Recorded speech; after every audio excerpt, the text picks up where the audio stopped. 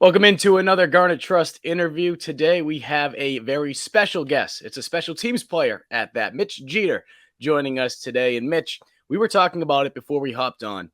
As a special teams guy, as a kicker, as a punter, it's a little bit different in terms of the recruiting process. I mean, some of these guys, they're able to just, get coaches to send them invites to come to their campus or, hey, you know what, we want to offer you a scholarship. Think back to when you were going through the recruiting process. How was that a little bit different for you as a kicker? Okay. Thanks for having me on the show, Mike. But yeah, I mean, I guess going in for recruiting, like I started kicking, I guess, about midway through my sophomore year in high school. So I didn't really have, any aspirations of, as soon as I started, I was really just doing it for fun, man. Really wasn't looking at, can I make this a career out of it? Until about my beginning of my junior year, I started working with a coach named Dan Orner. He's out of Charlotte. He's got several college NFL guys all around. And, he really put me on the path of college recruiting and what I needed to get involved in just to get my name out there. And I mean, there's a lot of different things with, especially a specialist that, is different than, just a regular skill position player that, in the aspect of recruiting. For example, like there's several different camps that, we have to attend like two to three times a year to one, get ranked on a website. For me, I got ranked on Cole's Kicking with Jamie Cole. And that's probably the biggest organization out there, in that aspect of ranking. They do stuff for the Under Armour All-American game. They do a lot of ESPN rankings as well. But they really helped me out with some ranking camps that I guess I started my December of my junior year. I went to my first one, which was in Atlanta. And yeah, it was pretty cool. But like you said, it's very, very different. Just getting your name out there, whereas it's a lot harder to get noticed in a sense. And I see behind you, and it's not going to come as a surprise to people listening to this. I'm assuming that you're a soccer fan because you played soccer in high school.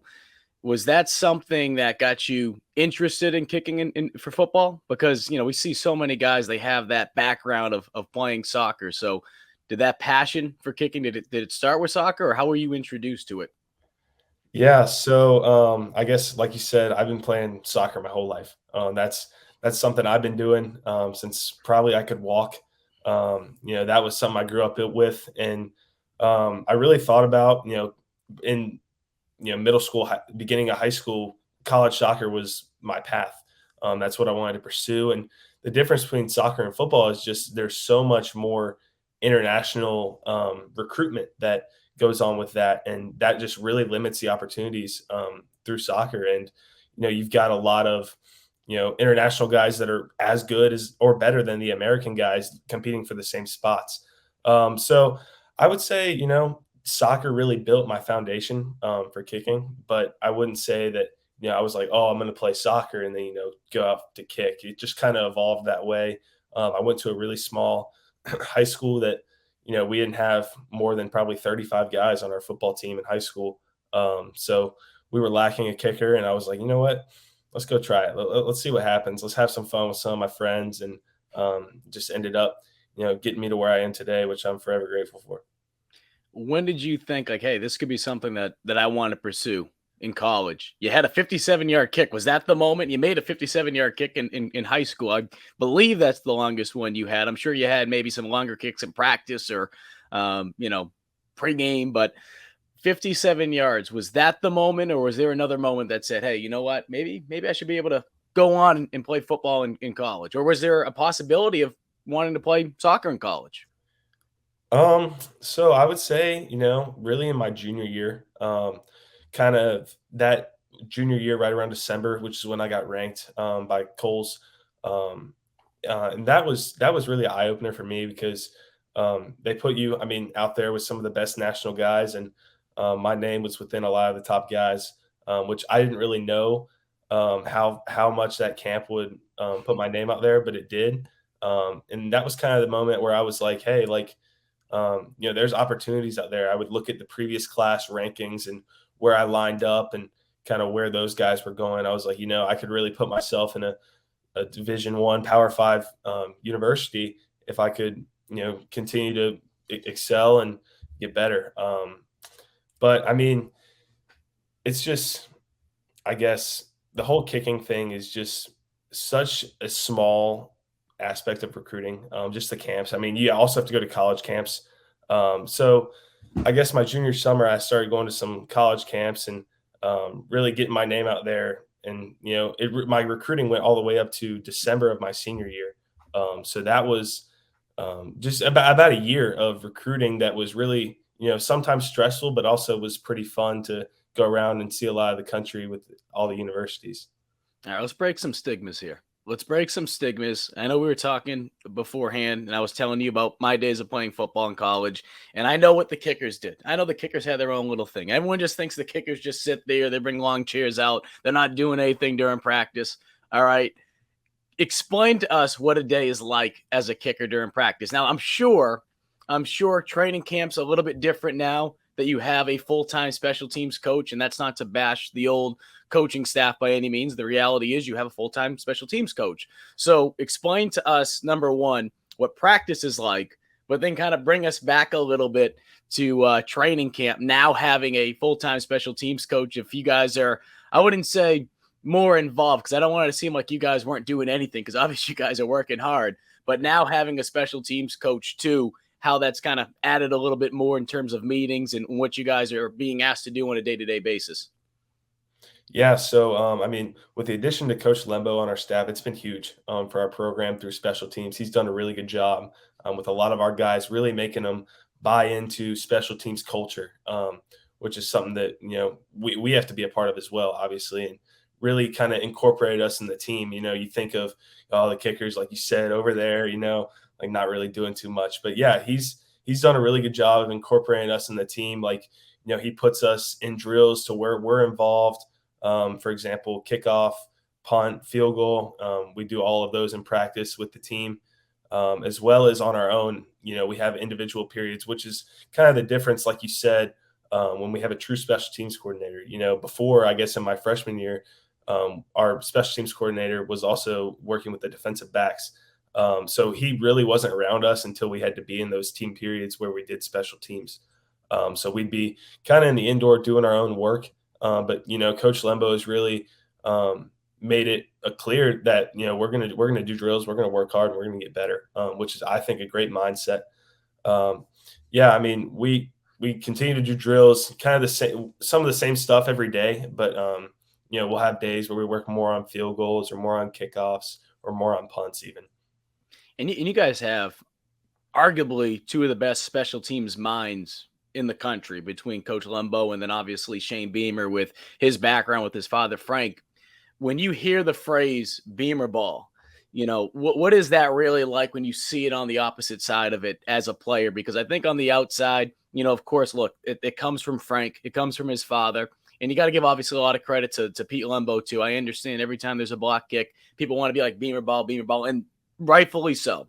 Pete's done a tremendous job with special teams. But when you do hear that phrase Beamer ball from fans on the outside, what is that like internally? What does that look like on a day-to-day basis in terms of just that commitment to special teams, starting from Beamer, then obviously trickling down to Coach Lembo as well? Yeah, I mean, you hit it right on the head, man. Coach Beamer obviously does a great job. He was a special teams coordinator in the past. He's got a great mind, like you said, like his father. He's really instilled that special teams is a third of the game, and it can really, like you said, like a big return on a punt or a kickoff or a block kick can really change the momentum of a game. And I think we saw that come into effect this year with a couple block punts that we had. And some big kickoff returns, like for example against East Carolina, that set up a win that we had there.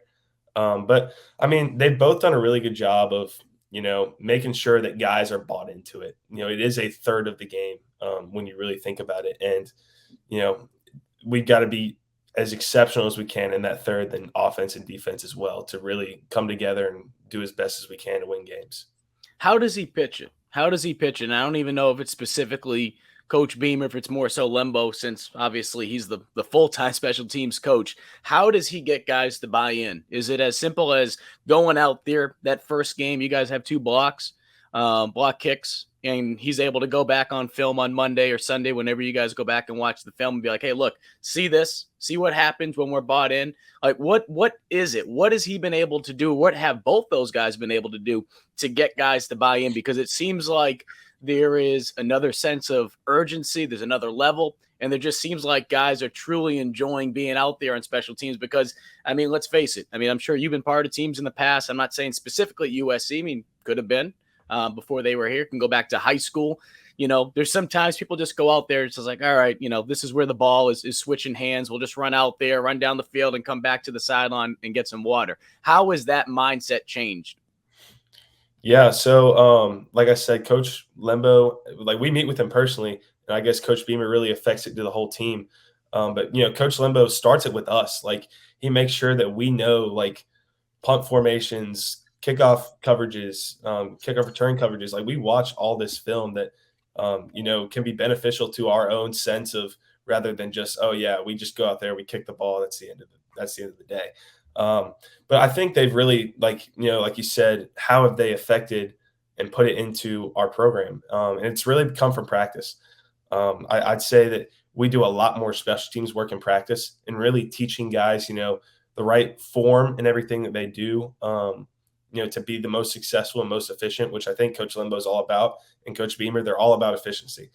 Every way that we can be efficient, especially in special teams, we're going to do it that way. And they track everything, from like hidden yards really is a big thing that we track in our special teams program about, what yardage did we give up and what yardages did we gain through that special teams part of the game and how did it affect us in the outcome of the win or loss. Having the opportunity to kick beside a guy like Parker White and be able to learn from him, what was that experience like? And what are some of the things that you took away from being able to play with now the all-time leading scorer in Gamecock football history? Yeah, man. I mean, man, Parker really earned that, man. He worked so hard for everything that he achieved here at this university, and I'm so happy for him. And I still communicate with him pretty much, if not every day, every couple days, just to see how he's doing and making sure that he's still around in Columbia, obviously working out for Pro Day, which is coming up here soon. But I mean, a guy like that, man, he really welcomed me into the program as soon as I came in. As a freshman with the whole pandemic that was going on in 2020. That was a rough time for a lot of us. I came in and Parker really welcomed me into the group, which I'm forever grateful for.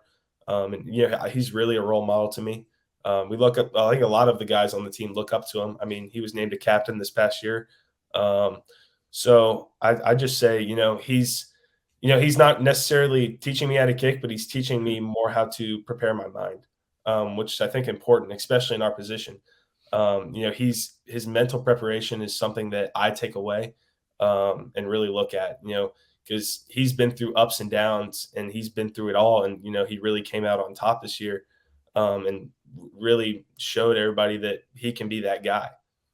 Do you think it's that mental side that earned the respect of his teammates to earn that honor as captain? Because you don't see that happen often. You don't see that often. And I'm sure the longer you were teammates with him, you started to learn more about his history and how he had a rough start for his career. And he's very grateful for Will Muschamp to stick it out with him because he easily could have gone to another kicker, and that only made him better. And obviously the rest is history.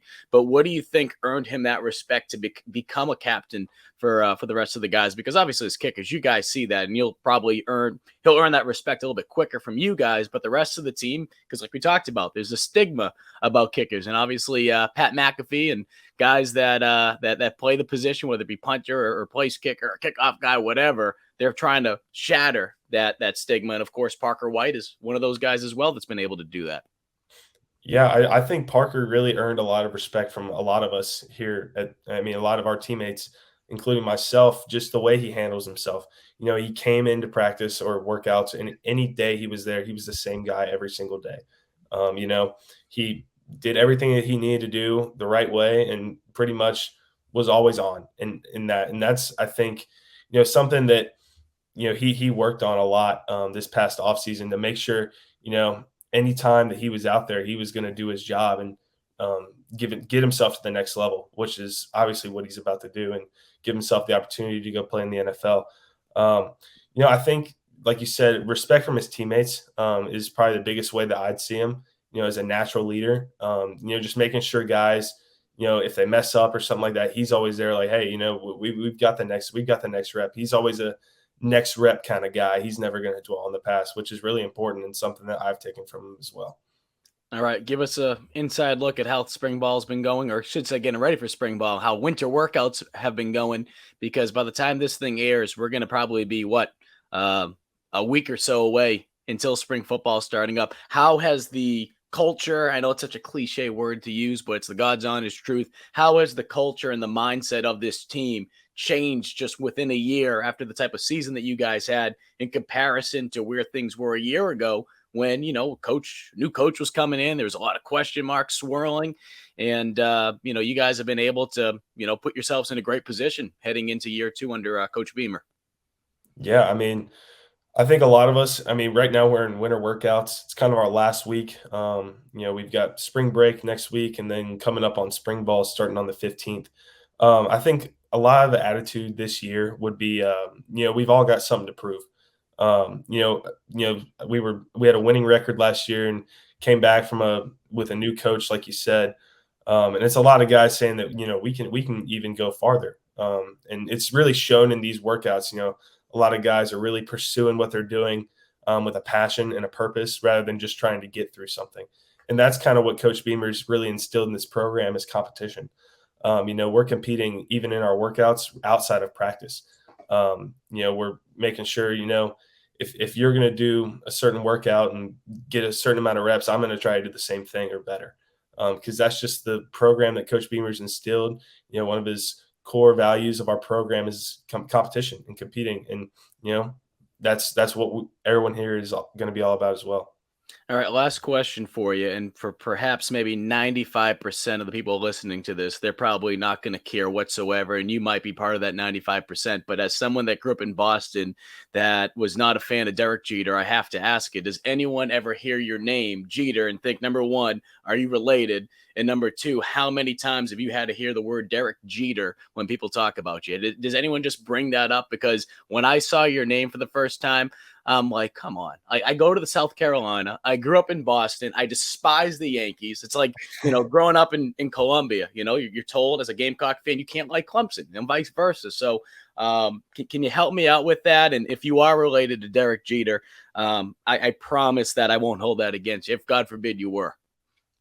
No, so I'm not related to Derek Jeter. I wish I was. Obviously, he's got a great history, and being in the MLB Hall of Fame is something else. But that's an athlete that I obviously look up to, aside from having the same last name as him. He's somebody I grew up watching. I know he's retired now, but I am not related to him. But he's got a great history. Do you have any Jeter shirts because of that? I'm not going to hold it against you. If you have a Yankees shirt because it says Jeter, my last name's Uva. I wasn't smart enough to go to Virginia, but I have some UVA gear. Yeah, I do not. I did have some jerseys as a kid. Obviously, I've probably outgrown them now. But no, I don't have any right now. I probably need to get one though. That'd be a pretty cool thing to wear around. Yeah, just don't wear it around me, man. I'll get really pissed off. I have to see some Yankees gear, but I guess I'll let it slide for you. Mitch, we appreciate you taking the time. And for people that are watching this, if you want to be able to support student athletes like Mitch, as well as just his Gamecock teammates, and not just Gamecock football, but any Gamecock athlete for that matter, be sure to go check out GarnetTrust.com to be able to support these student athletes. It doesn't matter if you donate $1. It doesn't matter if you want to donate $100 million, whatever you got. If you want to be able to support these student athletes, be sure to check it out. Mitch, we're very excited for you and your teammates, and we'll be seeing you guys very soon as we get ready for spring football. Yes, sir. Thank you for having me on.